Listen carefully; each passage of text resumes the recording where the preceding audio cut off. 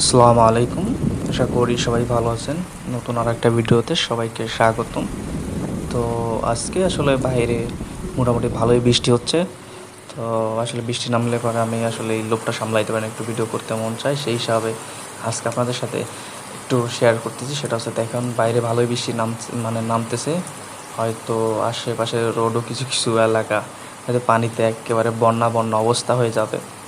আমরা সাধারণত বন্যা মানেই গ্রামের বন্যাই বুঝি, কিন্তু শহরেও আসলে ছোটোখাটো বন্যা হয়। তো আজকে আপনাকে সেটাই দেখাবো, চলুন। এই দেখুন, আমি এখন বন্যা মাঝখানেই আসছি, মানে ওভারব্রিজের উপর থেকে আসলে ভিডিওটা করতেছিলাম। দেখুন নিচে কী পরিমাণ পানি জমে গেছে, ঠিক আছে। অথচ বৃষ্টিকালাম আরও 2 ঘন্টা আগে নামা শেষ। তাহলে বুঝেন প্রথমে তাহলে আরও কী পরিমাণ পানি ছিল। অনেকেই ভাবে যে আসলে খালি বন্যা এসব খালি গ্রাম অঞ্চলেই হয়, শহরে হয়। দাদু দেখেন কী একটা অবস্থা, পচা পানি।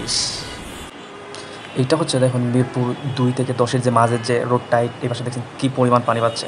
এটা হচ্ছে মিরপুর 10-এর এই সাইডে আরও বেশি পানি। হ্যাঁ দেখছেন একজনের অনেক পানি কলাম ওই পাশ দিয়ে হাঁটুর উপরে উঠে গেছে। সর 2 ঘন্টা আগে বৃষ্টি নামে, তাহলে বুঝেন কী অবস্থা। দেখছেন পানিতে থই থই। আচ্ছা এখানে কই মাছ আর টাকি মাছ চাষ করার জন্য ভালো হয়েছে। ভালো দেখছেন কী উন্নয়ন। দেখেন কি একটা অবস্থা আসলে।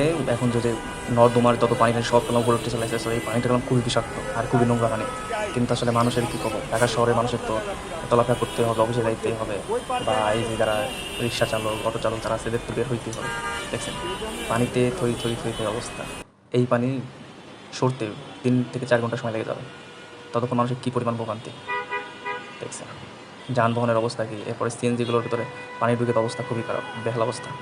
আসলে এ থেকে বোঝা যায় গ্রামের বন্যা এবং শহরের বন্যা, কিন্তু সব বন্যায় ভোগান্তি আছে। শহরের বন্যায় দেখেন কী একটা অবস্থা, বাবু সাহেবরা কী কষ্ট করে। চলুন এবার তাহলে রাতের বন্যা একটু দেখে আসছি কী অবস্থা। দেখুন এখন রাতে পানি, মানে যে পরিমাণ বৃষ্টি নামতেছে, যে পরিমাণ পানি হয়েছে, আসলে মানুষের যাওয়ার যে কী পরিমাণ ভোগান্তি, মানে আপনি চিন্তা করতে পারবেন না। এখন হচ্ছে সিএনজিগুলো ম্যাক্সিমাম নষ্ট হয়ে গেছে। এরপরে অটো রিক্সাগুলো হচ্ছে 10 টাকার ভাড়া আপনাকে 100 টাকা নেবে, ঠিক আছে। এখান থেকে আপনি 100 টাকা দিলে দেবেন, নাহলে না। দেখছেন কী পরিমাণ, মানে পানির যে ঢেউটা আসছে মনে হচ্ছে সমুদ্র, যে ঢেউটা সেই ঢেউটা কলম চলে আসে। দেখছেন মানে কী পরিমাণ পানি হয়ে গেছে। সো বৃষ্টি থামার কোনো মানে কোনো আভাসই পাচ্ছি না। তাহলে এইভাবে নামলে পরে আরও কত পানি বাড়বে দেখেন। গাড়ি, প্রত্যেকটা গাড়ি মানে জোরেও যাইতে পারতেছে না, মানে কী একটা ভোগান্তি দেখেন।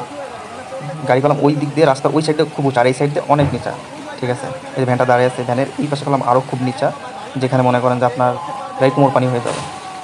ও, কক্সবাজার যাওয়া লাগবে না, মানে বৃষ্টির ভিতরে ঢাকা শহরে যেসব এলাকায় আসলে আপনার পানি হয়, মানে পানি বেঁধে যায়, সেই সব এলাকা আসলে আপনি বুঝতে পারবেন যে কক্সবাজারের ফিল আপনি পেয়ে যাবেন, বুঝছেন।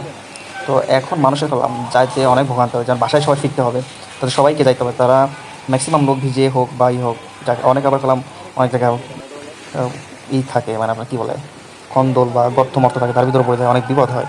সো এ রাতে এই রকমের বৃষ্টি বা এটা আবার খুব বিপজ্জনক।